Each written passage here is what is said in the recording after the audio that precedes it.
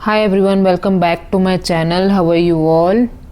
So I just hope आपको major arcana की series में सारे कार्ड्स के मीनिंग, डीप मीनिंग समझ में आ रहे हों और आप अपनी टैरो रीडिंग में उसको इम्प्लीमेंट कर रहे हों।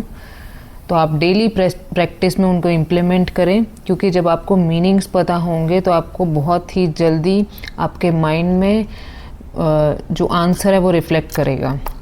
So let's move on to our next card, the Strength. It is the most courageous card of the tarot deck, and although the number is 8, but it is the 9th major arcana tarot card. Okay, so let's study. तो आप देख सकते हैं इसमें भी पीछे जो है येलो बैकग्राउंड है। तो जितने भी हमारे येलो कार्ड्स होते हैं, येलो बैकग्राउंड के कार्ड्स होते हैं, वो बहुत ही पॉजिटिव कार्ड्स होते हैं, पॉजिटिविटी लेके आते हैं आपकी लाइफ में। तो इसका भी बैकग्राउंड जो है वो येलो है और ये बहुत ही ज़्यादा पॉजिटिव कार्ड है। तो चलिए इसको हम स्टडी करते हैं। ये जो प्रिंसेस हैं, जो लड़की हैं, इसके ऊपर इन्फिनिटी का साइन बना हुआ है। इन्फिनिटी का साइन क्या कहता है कि इसके अंदर बहुत सारी पावर है, मैनिफेस्टेशन पावर्स हैं, बहुत कंट्रोल है इनमें। ये जो हैं लाइन की तरफ देख रही हैं, लाइन से ये कम्युनिकेट कर रही हैं। लाइन का जो जॉ है वो खुला हुआ है, जो इसका माउथ है वो खुला हुआ है और ये उनसे कुछ कम्युनिकेट करने की कोशिश कर रही हैं। और इन्होंने जो है गाउन डाला हुआ है वाइट कलर का। वाइट कलर क्या कहता है? पीसफुल, मतलब बहुत पीस है इनके अंदर, बहुत शांत हैं ये लेडी। इनके जो ड्रेस है उसके ऊपर फ्लावर्स गार्लैंड बना हुआ है। मीन्स ये बहुत ज़्यादा सिंपल रहना भी पसंद करती है, नेचर से ये कनेक्टेड है। इनको बहुत ही ज़्यादा सिंपल चीज़ें पसंद है, बहुत गाउडी चीज़ें नहीं पसंद, सिंपल रहना ये बहुत पसंद करती हैं। तो जैसे कि ये कम्युनिकेट कर रही हैं लायन के साथ। लायन क्या डिपिक्ट कर रहा है? लायन पैशन को डिपिक्ट करता है। और लायन है कौन? लायन वो है जो एकदम गुस्सा भी होता है। तो ये इसका क्या मीनिंग, डायरेक्ट मीनिंग क्या आता है कि लायन कोई पर्सन भी हो सकता है, लायन कोई सिचुएशन भी हो सकता है। मतलब ये उस पर्सन के साथ ऐसा डील कर रही हैं कि वो पर्सन जो है मतलब गुस्से में भी बिल्कुल शांत है। ये क्योंकि ये डील ही उनसे ऐसे कर रही हैं, इतने पीसफुली, इतने कामली उनसे डील कर रही हैं, इतने प्यार से उनसे डील कर रही हैं, इनको बिल्कुल भी गुस्सा नहीं आ रहा और डर तो बिल्कुल ही नहीं लग रहा। फियरलेस है ये लेडी। लायन से इनको बिल्कुल भी डर नहीं लग रहा, ठीक है। और अगर कोई जैसे प्रॉब्लम, कोई सिचुएशन है, कोई ऐसी सिचुएशन है जिससे डील नहीं किया जा सकता, लेकिन ये उससे डील कर रही हैं क्योंकि इनमें वो डिवाइन पावर्स हैं डील करने की। क्योंकि इनके अंदर सेल्फ़ कॉन्फिडेंस बहुत ज़्यादा है, सेल्फ़ कंट्रोल बहुत ज़्यादा है। इनकी इनर पावर इतनी स्ट्रॉन्ग है कि ये हर सिचुएशन को, मतलब बुरी सी बुरी दिक्कत भी क्यों ना आ जाए, ये उनसे डील कर लेती हैं। ये कार्ड यही डिपिक्ट करता है कि कोई पर्सन परेशान कर रहा है इनकी लाइफ में, कोई ब्लड रिलेशन है, कोई ऐसा पर्सन है जिनसे ये दूर भी नहीं जा सकती और सिचुएशन को सॉल्व भी नहीं कर सकते, लेकिन ये उस सिचुएशन से ऐसे डील कर रही हैं, ऐसी मोटिवेशन है इनके अंदर उस सिचुएशन से डील करने की, कि ऐसी पेशेंस है उनके अंदर कि ये सिचुएशन से डील कर जाती हैं। क्योंकि रीज़न क्या है इनके डील करने का? एक मेन रीज़न है, वो है कंसिस्टेंसी। जब आप हार नहीं मानते ना लाइफ में, तो आप उस सिचुएशन से बाहर आ जाते हो, डेफिनेटली बाहर आ जाते हो। ये एक गाइडेंस कार्ड की तरह बहुत ज़्यादा काम करता है। जब भी ये कार्ड पॉपअप होता है तो हमें मोस्टली ये गाइडेंस देते हैं कि आपको कंसिस्टेंट रहना है इस प्रॉब्लम के अंदर, या फिर इस पर्सन के साथ डील करने में आपको कंसिस्टेंट रहना है, ताकि आपकी ये प्रॉब्लम जो है वो सॉल्व हो पाए। लॉन्ग टर्म में जाके आपकी ये प्रॉब्लम डेफिनेटली सॉल्व हो जाएगी, क्योंकि ये बहुत पॉजिटिव कार्ड है। बट इसमें बस पेशेंस चाहिए होता है, कंसिस्टेंसी चाहिए होती है। ओके, तो ये काफ़ी सेल्फ डिसिप्लिन लेडी हैं। तो चलिए अब हम आगे इसको स्टडी करते हैं। और ये लायन से बिल्कुल भी नहीं डर रही है, डर नहीं है इनके अंदर, फियरलेस है बिल्कुल भी। और लायन भी इनके साथ देखो कितने कंफर्टेबल हैं, ठीक है। पैशनेट बहुत ज़्यादा हैं, सिंपल हैं, ब्यूटीफुल हैं। और वही है कि ये स्ट्रगल्स का कार्ड भी, पीछे माउंटेन्स बने हुए हैं, तो मतलब लाइफ में स्ट्रगल बहुत हैं, लेकिन ये उनसे डील बहुत अच्छे से कर रही हैं। ओके, तो अब हम आगे चलते हैं। इसमें अगर हम फाइनेंसिस की तरह इसको फाइनेंसिस के पॉइंट ऑफ व्यू से स्टडी करते हैं, तो फाइनेंसिस में क्या कहेंगे हम कि अभी फ़िलहाल जो टाइम है आपको ज़्यादा एक्सपेंडिचर नहीं करना है, क्योंकि ये एक स्ट्रेंथ का कार्ड है, वेटिंग का कार्ड है, इसमें डिले भी आता है। तो आपको क्या बोलना है कि अभी आपको एक्सपेंडिचर ज़्यादा नहीं करना है, सेविंग्स पे ज़्यादा ध्यान देना चाहिए, क्योंकि अभी राइट टाइम नहीं है आपको कहीं ना कहीं इन्वेस्ट करने को। कोई भी इन्वेस्टमेंट का क्वेश्चन आ जाता है तो आपको उसको वेट करने के लिए बोलना चाहिए कि अभी इन्वेस्टमेंट के लिए राइट टाइम नहीं है, आपको वेट करनी चाहिए, क्योंकि लॉन्ग टर्म लगेगा। या फिर आप ये भी डिसीजन दे सकते हैं कि इस इन्वेस्टमेंट को सक्सेस होने में काफ़ी लॉन्ग टाइम लग जाएगा। ओके, बेसिकली आपको सेविंग्स की गाइडेंस देनी है कि आपको सेविंग्स करनी चाहिए। तो करियर वाइज अगर हम इस कार्ड को देखते हैं तो करियर वाइज भी आपको स्ट्रगल्स तो बहुत हैं, लेकिन आपको कंसिस्टेंटली चलना है एक गोल की तरफ। मान लीजिए कोई प्रमोशन का कार्ड है, तो ऐसा नहीं है कि ये नो का कार्ड है, ये येस का कार्ड है। प्रमोशन के लिए you can go for it, but the thing is जब प्रमोशन होती है तो स्टार्टिंग में क्या होता है कि आपको नई चीज़ें सीखने को मिलती है, आपको धीरे धीरे चीज़ें समझ में आने लगती हैं। तो जब वो शुरू में चीज़ें समझ नहीं आ रही होती हैं तो आपको कितना बुरा सा लग रहा होता है कि कहीं मैंने गलती तो नहीं कर दी प्रमोशन लेके। ये वो स्टेज आ जाती है, तो वो स्टेज तो हर किसी की लाइफ में आती है, बट दैट डजेंट मीन कि आप बैकआउट कर जाओ, आप अपनी लाइफ में आगे ग्रो ही ना करो। मीन्स वो स्ट्रेंथ का टाइम हर किसी की लाइफ में आता है, जब ऐसा लगता है कि हमें कुछ समझ नहीं आ रहा। जब लॉन्ग टाइम में आपको 3-4 महीने हो जाते हैं प्रमोशन लिए हुए, तो कैसे चीज़ें स्मूथली समझ में आने लगती हैं और लाइफ सक्सेस की तरफ ग्रो करने लगती है। ठीक है, करियर के लिए भी लॉन्ग टर्म के लिए ये बहुत अच्छा कार्ड है। और अगर कोई जैसे शेयर्स, म्यूचुअल फंड ऐसे करके कोई क्वेश्चन कोई पूछ लेता है इन्वेस्टमेंट के लिए, तो इसमें रिस्क भी हो सकता है इस इन्वेस्टमेंट के लिए। तो शेयर्स हो गए तो उसमें क्या होगा कि आप लॉन्ग टर्म के लिए ले सकते हैं, क्योंकि अभी इतनी ज़्यादा ग्रोथ नहीं होगी, पेशेंस चाहिए होगा। तो क्योंकि स्ट्रेंथ का कार्ड है, पेशेंस का कार्ड है, तो वो लॉन्ग टर्म में वो शेयर ग्रो करेगा, शॉर्ट टर्म में वो इतना ग्रो नहीं करेगा। ठीक है, अगर ट्रेडिंग की बात होती है तो ट्रेडिंग के लिए तो बिल्कुल नो है, ट्रेडिंग नहीं करनी है, क्योंकि वो रिस्की हो सकती है। लॉन्ग टर्म के लिए शेयर्स खरीदने हैं या म्यूचुअल फंड्स लेने हैं वो ले सकते हैं, या एफडी करवा सकते हैं। तो ऐसे करके भी क्वेश्चंस होते हैं कई। ठीक है, और क्योंकि टैरो कार्ड में कोई कुछ भी क्वेश्चन कोई भी पूछ लेता है, क्योंकि इसमें सभी के आंसर होते हैं, आपको बस प्रेडिक्ट करना आना चाहिए कि क्या आंसर होगा इसका। इसमें सारी स्टोरीज होती हैं। ओके, तो अब हम लव एंड रिलेशनशिप की बात करते हैं।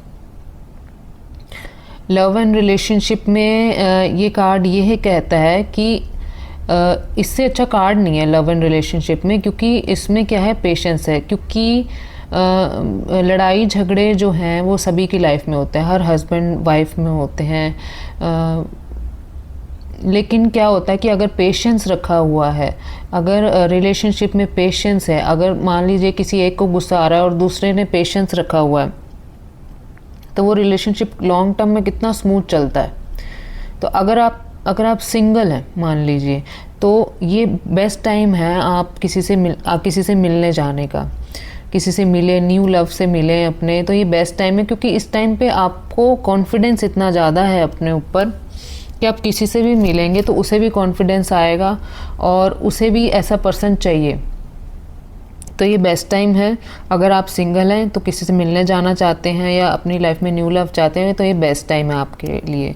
और अगर आप करंटली रिलेशनशिप में हैं तो ऑल दो लड़ाइयाँ हो रही हैं, प्रॉब्लम्स चल रही हैं, स्ट्रगल्स चल रहे हैं, लेकिन आपने पेशेंस मेंटेन किया हुआ है, अंदर इनर कंट्रोल किया हुआ है, सेल्फ मोटिवेटेड पर्सन है आप। तो ऐसे क्या होता है, जब ये फीचर्स होते हैं ना लव एंड रिलेशनशिप में, तो ये लॉन्ग टर्म फ्यूचर के लिए बहुत अच्छे होते हैं। Long term love and relationship के लिए बहुत अच्छा होता है। ठीक है, और हेल्थ के लिए देखते हैं हम कि हेल्थ के लिए कार्ड बहुत अच्छा है। बहुत ही एनर्जेटिक लेडी हैं ये, एनर्जी है इनके अंदर, और माइंड और बॉडी का बहुत ही अच्छा बैलेंस है। इन्होंने बहुत ज़्यादा अच्छा बैलेंस कर रखा है अपनी माइंड और बॉडी के अंदर। तो बेसिकली हेल्थ में क्या है कि ये हेल्थ कौन से उसको वो कर रहा है कि मेंटल हेल्थ को डिनोट करता है कि इनकी मेंटल हेल्थ जो है वो बहुत ज़्यादा स्ट्रॉन्ग है। जब हमारी इंटरनल मेंटल हेल्थ स्ट्रॉन्ग होती है ना, तो फिज़िकली बाहर से हम चाहे जितना मर्जी बीमार हो जाएं, अगर हमारे अंदर से हम लोग स्ट्रॉन्ग हैं तो चाहे कई बार डॉक्टर की भी ज़रूरत नहीं पड़ती। तो जब भी हेल्थ के लिए कोई क्वेश्चन पूछे तो आपको यही आंसर देना है कि आप अंदर से इतने ज़्यादा स्ट्रॉन्ग है तो आपको कोई डॉक्टर वगैरह की ज़रूरत ही नहीं है। तो आप नहीं भी जाओगे तो भी चलेगा, आपकी हेल्थ जो है वो बहुत स्ट्रॉन्ग है। ठीक है, तो आप घर में भी जो दवाई पड़ी है या कुछ भी है, आप एक्सरसाइज करके भी ठीक हो सकते हो। ऐसे कोई मेजर हेल्थ में कोई इशू नहीं है। बेसिकली ये मेंटल हेल्थ की बात करता है। और अगर गाइडेंस में ये कार्ड आ जाता है, पॉपअप हो जाता है, तो आपको ये सजेशन देनी है कि आपको इनर हेल्थ को जो है वो स्ट्रॉन्ग रखना है, अपने आप को हमेशा मोटिवेट करना है, मेडिटेशन करनी है, एक्सरसाइज करनी है, गुड डाइट लेनी है, तो उससे जो है वो आप ठीक हो जाएंगे। ओके, तो चलिए अब हम इसको रिवर्सल में स्टडी करते हैं। तो जब ये रिवर्स हो जाता है तो इसका क्या मीनिंग रहता है कि ये हार्श हो रही हैं, इनका जो पेशेंस लेवल है वो लूज़ हो रहा है। मतलब इनकी लाइफ में इतनी ज़्यादा प्रॉब्लम्स आ गई हैं कि अब इनसे सहन ही नहीं हो रहा। इनका जो पेशेंस लेवल है वो लूज़ होने लग गया है।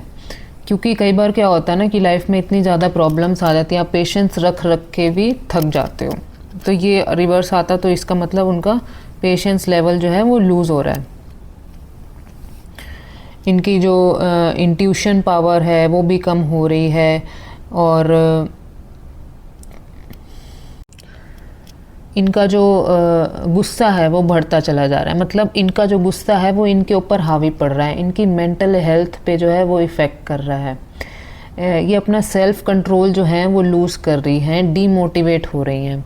तो चलिए हम डिफरेंट पॉइंट ऑफ व्यू से इसको देखते हैं। अगर हम फाइनेंसिस की तरफ जाएं तो फिर वही पॉइंट आ जाता है कि आपको यही सजेशन देनी है कि आपको सेविंग करनी है, एक्सपेंडिचर कम करना है। काफ़ी रिस्की हो सकता है, किसी भी इन्वेस्टमेंट के लिए आप एडवाइस मत करिए अगर स्ट्रेंथ का रिवर्स कार्ड आ जाता है तो। ओके, और अगर हम करियर वाइज इसको स्टडी करें तो करियर वाइज अगर न्यू जॉब पे जा रहे हैं तो आपको यही सजेशन देना है कि आपको खुद को कंट्रोल में रखना है। कई बार क्या होता है कि बॉस से लड़ाई हो गई, आप ओवर कंट्रोल से बाहर हो गए, आपने उसको कुछ सुना दिया गुस्से में आके आपसे, क्योंकि जॉब वालों के लिए उनको लिए सेल्फ कंट्रोल होना बहुत ज़्यादा ज़रूरी है। अगर आप सेल्फ कंट्रोल ही नहीं रखेंगे तो आप चाहे न्यू जॉब के अंदर जाएं या प्रमोशन ले, कोई भी क्वेश्चन आ जाता है, अगर आपके अंदर सेल्फ कंट्रोल ही नहीं है तो फिर आप सक्सेस को अचीव ही नहीं कर सकते।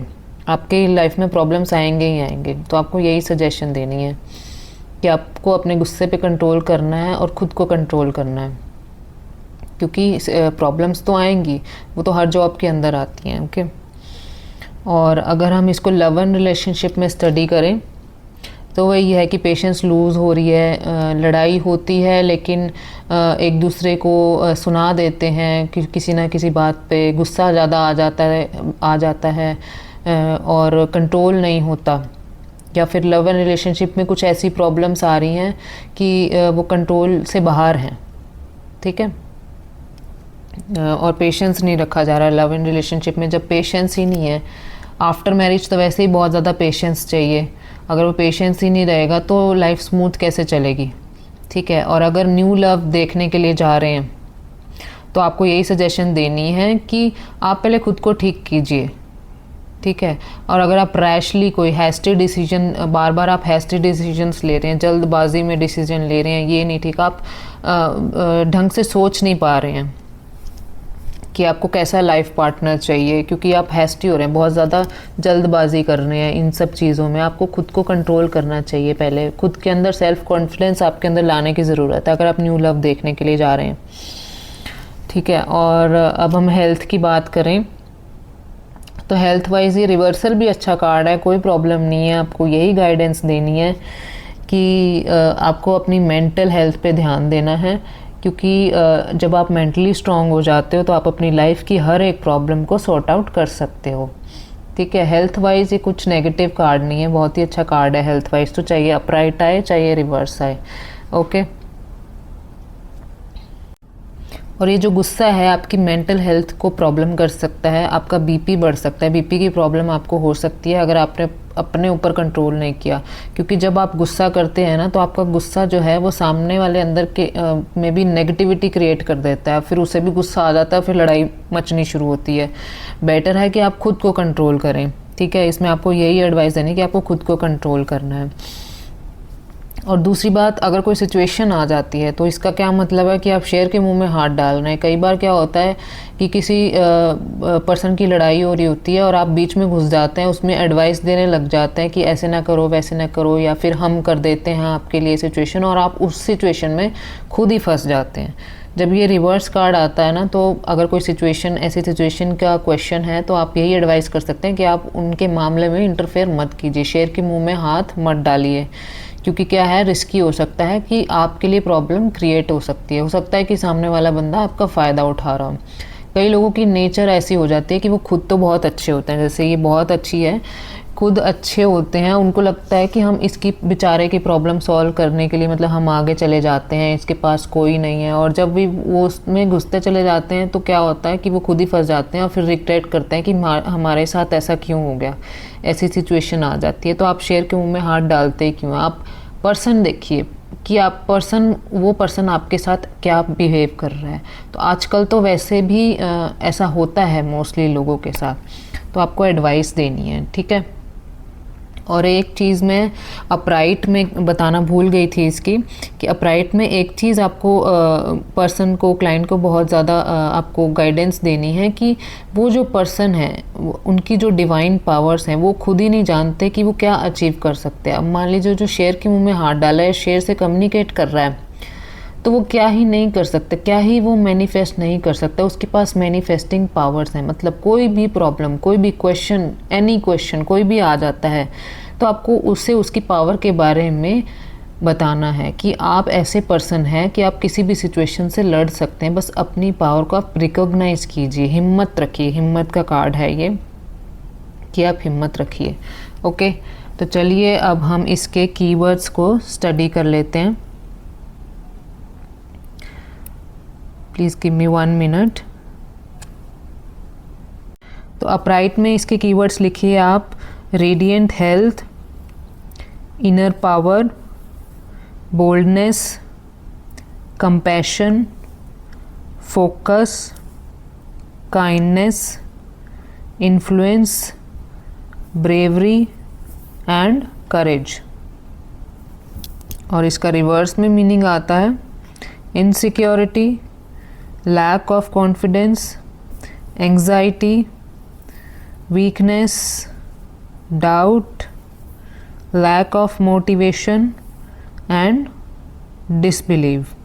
तो आई जस्ट होप आपको डीप मीनिंग इस कार्ड का समझ में आया हो। मेरे चैनल को सब्सक्राइब कर लीजिए, और इन सभी टैरो कार्ड्स की जो मीनिंग्स है मैं डेली अपलोड करूँगी, तो आप मेरे चैनल को सब्सक्राइब करके रखिए। उसके बाद प्रैक्टिस सेशंस जो है वो मैं शुरू करूँगी। Okay, thank you so much.